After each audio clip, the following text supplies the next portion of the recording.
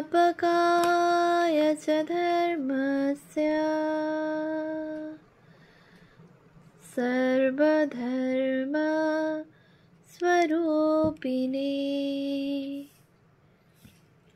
अवतार वरिष्ठाय रामकृष्णाय ते नमः। শ্রী শ্রী রামকৃষ্ণ কথামৃত দ্বিতীয় খণ্ড। তব কথামৃতম তপ্ত জীবনম কবিভিড়িতম কলমশাপহম শ্রবণমঙ্গলম শ্রীমদাততম ভুবি গৃহন্তি ये পুরিদা জনা। শ্রীমদ্ ভাগবত গোপী গীতা, পৃষ্ঠা সংখ্যা 1123, পঞ্চম পরিচ্ছেদ, শ্রী রামকৃষ্ণ কীর্তনানন্দে। ব্রাহ্ম সমাজের শ্রীযুক্ত ত্রৈলোক্য গান করিতেছেন। ঠাকুর শ্রী রামকৃষ্ণ কীর্তন একটু শুনিতে শুনিতে হঠাৎ দণ্ডায়মান ও ঈশ্বরাবেশে বাহ্য শূন্য হইলেন। একেবারে অন্তর্মুখ, সমাধিস্থ, দাঁড়াইয়া সমাধিস্থ। সকলেই বেষ্টন করিয়া দাঁড়াইলেন। বঙ্কিম ব্যস্ত হইয়া ভিড় ঠেলিয়া ঠাকুরের কাছে গিয়া এক দৃষ্টে দেখিতেছেন। তিনি সমাধি কখনো দেখেন নাই। কিয়ৎক্ষণ পরে একটু বাহ্য হইবার পর ঠাকুর প্রেমে উন্মত্ত হইয়া নৃত্য করিতে লাগিলেন, যেন শ্রী গৌরাঙ্গ শ্রীবাস মন্দিরে ভক্ত সঙ্গে নাচিতেছেন। সে অদ্ভুত নৃত্য বঙ্কিমাদি ইংরেজি পড়া লোকেরা দেখিয়া অবাক। কি আশ্চর্য! এরই নাম কি প্রেমানন্দ? ঈশ্বরকে ভালোবেসে মানুষ কি এত মাতোয়ারা হয়? এইরূপ কাণ্ডই কি নবদ্বীপে শ্রী গৌরাঙ্গ করেছিলেন? এই রকম করেই কি তিনি নবদ্বীপে আর শ্রীক্ষেত্রে প্রেমের হাট বসিয়েছিলেন? এর ভিতর তো ঢং হতে পারে না। ইনি সর্বত্যাগী। এর টাকা, মান, নাম বেরুনো কিছুই দরকার নাই। তবে এই কি জীবনের উদ্দেশ্য? কোনো দিকে মন না দিয়ে ঈশ্বরকে ভালোবাসাই কি জীবনের উদ্দেশ্য? এখন উপায় কি? ইনি বললেন, মার জন্য দিশেহারা হয়ে ব্যাকুল হওয়া, ব্যাকুলতা ভালোবাসাই উপায়, ভালোবাসাই উদ্দেশ্য। ঠিক ভালোবাসা এলেই দর্শন হয়। ভক্তরা এইরূপ চিন্তা করিতে লাগিলেন ও সেই অদ্ভুত দেব দুর্লভ নৃত্য ও কীর্তনানন্দ দেখিতে লাগিলেন। সকলেই দণ্ডায়মান ঠাকুর শ্রী রামকৃষ্ণের চারিদিকে, আর এক দৃষ্টে তাঁকে দেখিতেছেন। কীর্তনান্তে ঠাকুর ভূমিষ্ঠ হইয়া প্রণাম করিতেছেন। ভাগবত ভক্ত ভগবান এই কথা উচ্চারণ করিয়া বলিতেছেন, জ্ঞানী যোগী ভক্ত সকলের চরণে প্রণাম। আবার সকলে তাহাকে ঘেরিয়া আসন গ্রহণ করিলেন। ষষ্ঠ পরিচ্ছেদ, শ্রীযুক্ত বঙ্কিম ও ভক্তিযোগ, ঈশ্বর প্রেম। বঙ্কিম ঠাকুরের প্রতি, মহাশয়, ভক্তি কেমন করে হয়? শ্রী রামকৃষ্ণ, ব্যাকুলতা। ছেলে যেমন মার জন্য মাকে না দেখতে পেয়ে দিশেহারা হয়ে কাঁদে, সেই রকম ব্যাকুল হয়ে ঈশ্বরের জন্য কাঁদলে ঈশ্বরকে লাভ করা পর্যন্ত যায়। অরুণোদয় হলে পূর্ব দিক লাল হয়, তখন বোঝা যায় যে সূর্যোদয়ের আর দেরি নাই। সেইরূপ যদি কারো ঈশ্বরের জন্য প্রাণ ব্যাকুল হয়েছে দেখা যায়, তখন বেশ বুঝতে পারা যায় যে এ ব্যক্তির ঈশ্বর লাভের আর বেশি দেরি নাই। একজন গুরুকে জিজ্ঞাসা করেছিল, মহাশয়, বলে দিন ঈশ্বরকে কেমন করে পাব? গুরু বললে, এসো আমি তোমায় দেখিয়ে দিচ্ছি। এই বলে তাকে সঙ্গে করে একটি পুকুরের কাছে নিয়ে গেল। দুজনেই জলে নামল।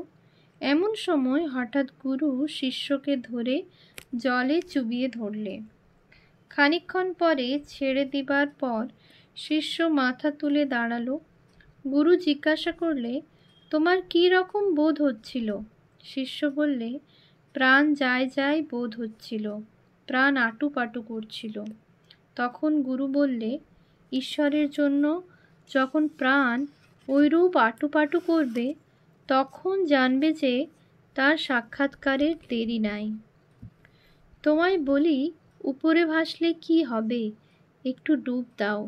গভীর জলের নিচে রত্ন রয়েছে, জলের উপর হাত পা ছুড়লে কি হবে? ঠিক মানিক ভারী হয়, জলে ভাসে না, তলিয়ে গিয়ে জলের নিচে থাকে। ঠিক মানিক লাভ করতে গেলে জলের ভিতর ডুব দিতে হয়। বঙ্কিম, মহাশয়, কি করি, পেছনে শোলা বাঁধা আছে। সকলের হাস্য, ডুবতে দেয় না। শ্রীরামকৃষ্ণ, তাকে স্মরণ করলে সব পাপ কেটে যায়, তার নামেতে কালপাশ কাটে। ডুব দিতে হবে, তা না হলে রত্ন পাওয়া যাবে না। একটা গান শোনো, ডুব ডুব ডুব রূপসাগরে আমার মন, তলাতল পাতাল খুঁজলে পাবি রে প্রেম রত্নধন। খুঁজ খুঁজ খুঁজ, খুঁজলে পাবি হৃদয় মাঝে বৃন্দাবন। দীপ দীপ দীপ জ্ঞানের বাতি, চলবে হৃদে অনুক্ষণ। ড্যাং ড্যাং ড্যাং ড্যাঙাই ডিঙে, চালায় আবার সে কুঞ্জন। কুবির বলে শোন শোন শোন, ভাব গুরুর শ্রীচরণ। ঠাকুর তাহার সেই দেব দুর্লভ মধুর কণ্ঠে এই গানটি গাইলেন। সভাশুদ্ধ লোক আকৃষ্ট হইয়া এক মনে এই গান শুনিতে লাগিলেন। গান সমাপ্ত হইলে আবার কথা আরম্ভ হইল। শ্রীরামকৃষ্ণ বঙ্কিমের প্রতি। কেউ কেউ ডুব দিতে চায় না, তারা বলে, ঈশ্বর ঈশ্বর করে বাড়াবাড়ি করে শেষকালে কি পাগল হয়ে যাব? যারা ঈশ্বরের প্রেমে মত্ত, তাদের তারা বলে বেহেড হয়ে গিয়েছে। কিন্তু এইসব লোকে এটি বোঝে না যে সচ্চিদানন্দ অমৃতের সাগর।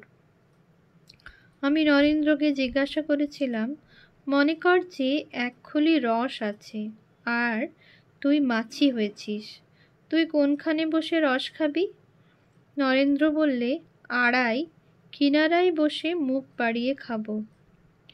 আমি বললুম, কেন, মাঝখানে গিয়ে ডুবে খেলে কি দোষ?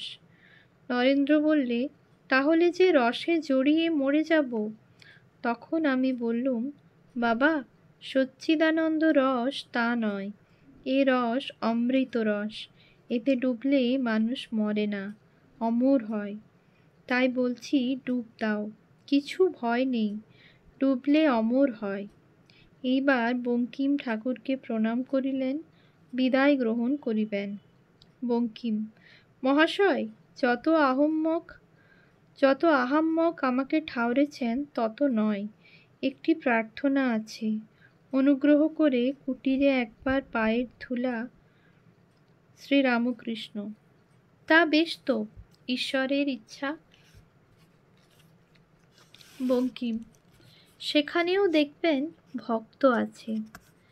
শ্রীরামকৃষ্ণ সহাস্যে, কি গো, কিরকম সব ভক্ত সেখানে? যারা গোপাল গোপাল কেশব কেশব বলেছিল, তাদের মতো কি? সকলের হাস্য। একজন ভক্ত, মহাশয়, গোপাল গোপাল ও গল্পটি কি? শ্রীরামকৃষ্ণ হাসিতে হাসিতে, তবে গল্পটি বলি শোনো। এক জায়গায় একটি স্যাকরার দোকান আছে। তারা পরম বৈষ্ণব, গলায় মালা, তিলক সেবা, প্রায় হাতে হরিনামের ঝুলি, আর মুখে সর্বদাই হরিনাম। সাধু বললেই হয়, তবে পেটের জন্য স্যাকরার কর্ম করা, মাগ ছেলেদের তো খাওয়াতে হবে। পরম বৈষ্ণব, এই কথা শুনে অনেক খরিদ্দার তাদেরই দোকানে আসে, কেননা তারা জানে যে এদের দোকানে সোনারূপা গোলমাল হবে না। খরিদ্দার দোকানে গিয়ে দেখে যে মুখে হরিনাম করছে আর বসে বসে কাজকর্ম করছে। হরিদ্বার যাই গিয়ে বসল, একজন বলে উঠল, কেশব কেশব কেশব। খানিকক্ষণ পরে আর একজন বলে উঠল, গোপাল গোপাল গোপাল। আবার একটু কথাবার্তা হতে না হতেই আর একজন বলে উঠল, হরি হরি হরি। গয়না গড়াবার কথা যখন একরকম ফুরিয়ে এলো, তখন আর একজন বলে উঠল, হর হর হর হর। কাজে কাজেই এত ভক্তি প্রেম দেখে তারা স্যাকরাদের কাছে টাকা কড়ি দিয়ে নিশ্চিন্ত হলো, জানে যে এরা কখনো ঠকাবে না। কিন্তু কথা কি জানো, খরিদ্দার আসবার পর যে বলেছিল কেশব কেশব, তার মানে এই এরা সব কে? অর্থাৎ যে খরিদ্দারেরা আসলো এরা সব কে?